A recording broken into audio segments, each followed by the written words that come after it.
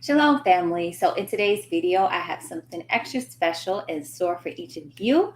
I'll be sharing a recipe from Herbal Holistic Healing, and it is called the Healthy Heart Syrup. It is packed with delicious ingredients that are known for their cardiovascular benefits. But before we get into the recipe, I want to explain what a syrup is and why you actually might want to work with one. So, first, what is an herbal syrup? So, a syrup is a type of concentrated liquid where we utilize a sweetener that is used to actually extend the life of our herbal preparation. It's commonly made by boiling herbs and then adding honey or another sweetener. The more you boil it down, the thicker it becomes to make it more syrup like. And it's a type of herbal medicine that often tastes good and it can be used conveniently because you're making it one time. And you usually take it in teaspoon dosages. So, why might you want to make a healthy heart syrup in the first place?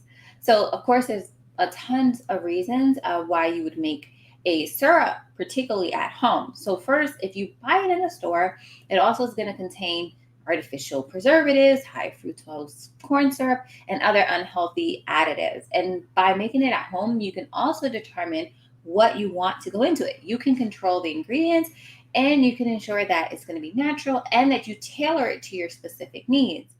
And then, more specifically, I'll break down the benefits of different ingredients that we're going to be utilizing: rose hips, rose petals, hawthorn, and cayenne in the syrup. The cayenne is really a curveball, one that you wouldn't expect. And I'm going to explain why each of these are intricate for the heart health.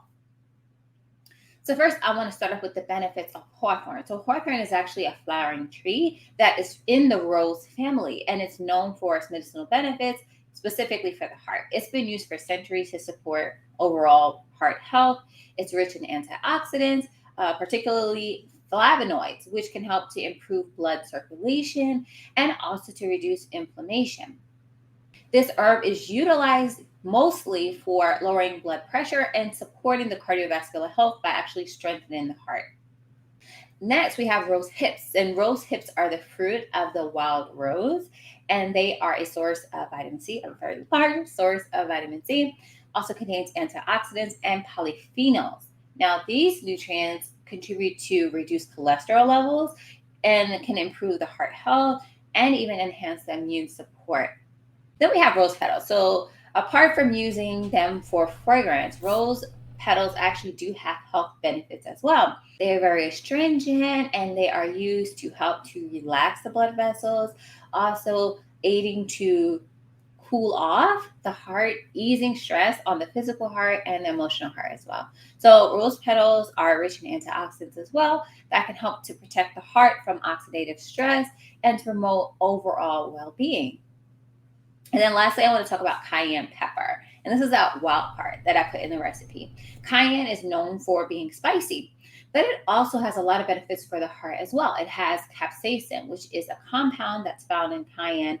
And that compound actually helps to reduce the LDL cholesterol levels and triglycerides. So it helps to promote healthy blood circulation, getting things moving, and also helps to support our digestion.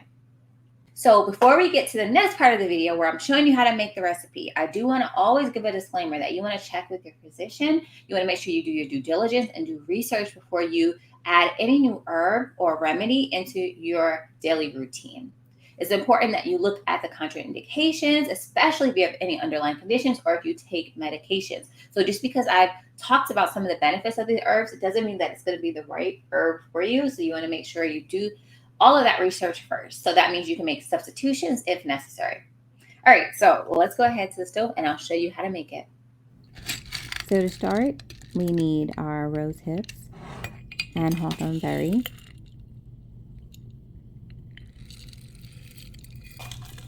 I had some leftover from a class, and this is actually mixed with hibiscus. It doesn't really matter. And I'm going to add the water here. Now, because I was using that blend, I was eyeballing what I wanted to do, and I added a teeny bit more. So right now, the ratio looks a little bit off, but we're going to add another ingredient, so do not add more. On the left, I am making my ammunition syrup, and this is what I do when people say, how do you get so much done? Or you say you don't have enough time, just make double or make more than one thing at a time.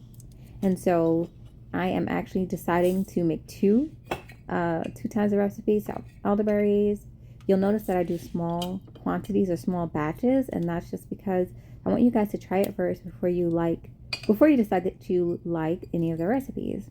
But it has all types of ingredients: chaga, echinacea root.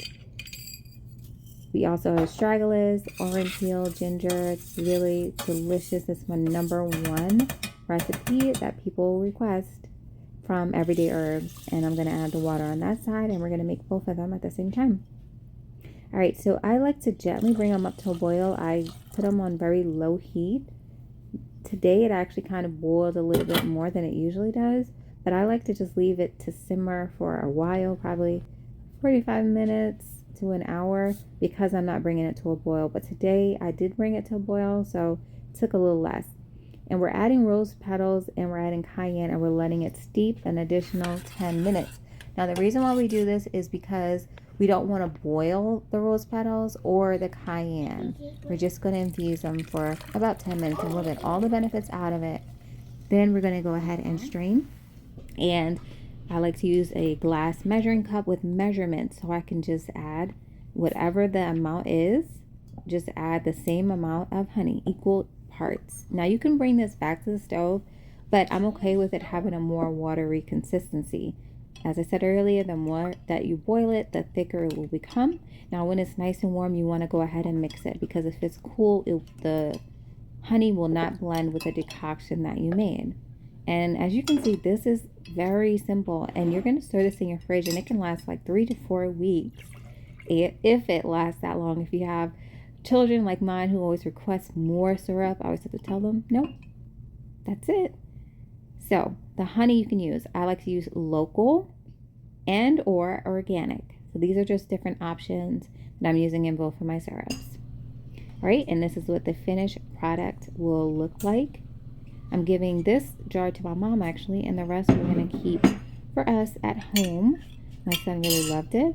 So I hope that you guys enjoyed this video, and I hope you got something down from it below. Will you be trying this recipe out? Will you be making one similar? Let me know. Let me know also what you want to see in the future, and I will see you guys in the next one. Bye.